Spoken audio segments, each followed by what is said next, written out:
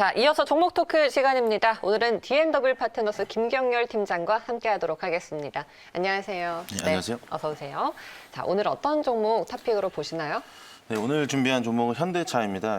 1967년 창립하여 1974년 상장하였고요. 국내 대표 자동차 제조 및 판매 업체이며 국내 독보적 위치를 차지하고 있고 해외에서 높은 브랜드 이미지와 세계적 경쟁력을 확보하였습니다. 최근 이슈로는 수소차, 전기차, 그리고 자율주행차 이렇게 친환경 사업을 적극적으로 추진 중에 있으므로 꾸준히 한국의 글로벌 기업으로 자리매김하고 있습니다. 네, 현대차는 이제 전기차, 수소차 이렇게 미래형 모빌리티 쪽으로 주력을 하고 있죠. 전기차부터 좀 알아볼게요. 현재 분위기 어떤가요? 네, 먼저 전기차는 그 충전한 전기가 주 동력원이며 전기 모터 사용으로 오염물질이 발생되지 않아 공해가 없고 동력 전환이 매우 효율이 우수합니다.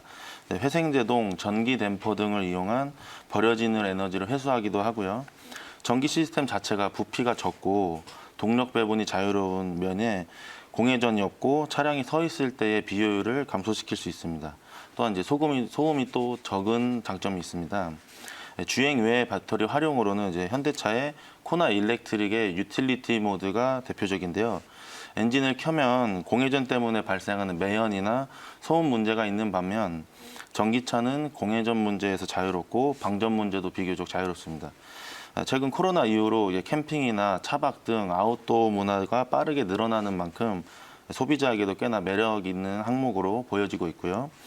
당사는 V2G를 도입함으로써 쉽게 말해 일생생활에서 야외 여가 생활 중 그 전기차 자체가 자체적인 큰 배터리를 활용할 수 있는 모드가 있습니다. 네. 전기차와 수소차를 병행해서 현재 개발을 하고 있고 상용화 단계까지 진입을 하고 있습니다. 현재 수소차는 그러면 어느 정도까지 돼 있나요? 네, 수소차는 전기차와 유사하게 전기 모터를 사용하지만 이제 동력원의 차이가 있습니다. 단순 충전식이 아닌 이제 수소와 공기의 그 화학 반응을 통해서 전기를 생성하고 그 전기로 이제 모터를 움직이는 원리인데요. 요약하자면 수소를 전해질 용액에 이제 분해시키고 흡입된 산소가 수소 이온이랑 만나 결합하여 이제 물을 생성하는 그 에너지로 모터를 발생하게 됩니다. 다시 말해 이제 수소차는 부산물이 물뿐인 점에서 네. 환경적으로도 더욱 이점이 있어서요. 현대차의 이제 그 수소 전기차 넥소의 경우 이미 2년 전부터 국내외 충돌 테스트 및 안정성 평가, 수소 탱크 인증 시험 등 모두 양호하게 통과하고 이제 충돌이나 화재, 충격 시에도 안전하게 설계되었으며 수소를 대기 중으로 방출하는 안전장치도 갖고 있습니다. 정확히 말하면 수소 전기차죠. 네. 네. 자, 그러면은 자율주행 쪽은 현재 상황이 어떤가요?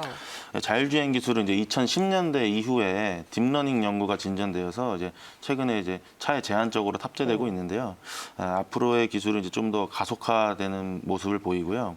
미국 교통부 기준에 따르면 자율주행 자동차의 레벨은 0에서 5단계로 총 6레벨로 구분이 됩니다. 간단히 말씀드리자면 1단계는 이제 흔히들 차에 있는 차선 이탈 장치나 크루즈 모드가 해당되고요. 2단계는 이제 테슬라사의 오토파일럿처럼 운전자의 시선은 전방을 유지하지만 이제 핸들과 페달을 이용하지 않아도 됩니다.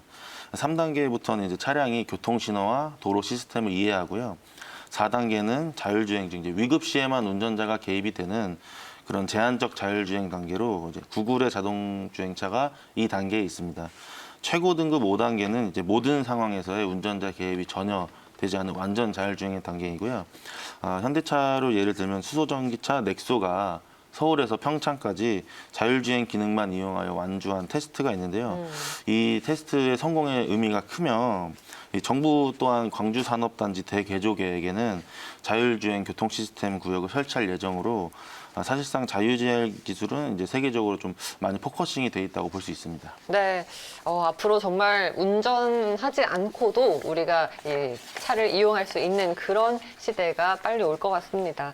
자, 현대차 친환경 성장 동력을 갖고 미래형 모빌리티 사업을 펼치고 있습니다. 모멘텀 어떤 게 있을까요, 또? 네, 먼저 이제 그 코아이젠을 아셔야 됩니다. 코아이젠이란 그 민관이 협력하여 설립 중인 특수목적 법인인데요. 정부와 현대차, 한국지역난방공사, SK에너지 등 에너지 기업들이 참여했고 이제 내년 2월 출범 예정입니다. 또한 신한금융그룹 GIB 사업 부분에서도 코아이젠 기업들과 업무 협약을 체결한 적이 있고요. 현대차는 특히 수소 버스 라인업을 확대하고 개발 중이며 버스 이외에도 스위스에 수출한 그 수소 트럭이 있습니다. 수소 트럭 2종과 준중형차, 중형 트럭 등 모든 제품군에도 수소 전기차 모델을 마련할 계획이고요. 코아이젠은 이제 전국 10개의 기체 방식 수소 충전소를 이제 설치할 예정이고 2023년까지 액화 수소 방식 충전소 25개 이상 설치하는 게 목표라고 밝혔습니다. 네. 이를 바탕으로 이제 현대차는 2030년까지 국내 시장과 이제 미국, 중국 시장에 누적 8만 대 이상의 수소 자동차를 판매하겠다는 목표를 정한 바 있고요. 현대차는 이제 차량 판매를 넘어 이제 수소 전기차 렌탈 서비스와 이제 리스 서비스, 이제 코아이젠을 통한 수소 충전소 운영, 수소 공급 등에 의해서 수소차 사업 전반에 그 핵심 기업으로 보이고요. 정부 또한 그 뉴딜 정책에 항상 그 신재생 에너지 분야를 다양하게 준비하고 있고요. 네. 그래서 중장기적으로도 이제 친환경 사업에 좀 핵심으로 자리 잡고 갔습니다. 네, 민관이 협력해서 좀 이렇게 확실하게 인프라를 구축한다라는 그런 포지션인 것 같습니다. 자, 그러면은 자율주행이 앞으로 현대차의 성장 동력이라고 봐야 될까요? 예, 자율주행도 이제 하나의 모멘텀인데요. 예, 지난 3월 이제 미국 자율주행 전문 기업인 앱티브와 합작 법인인 모셔널이라는 법인을 설립했습니다.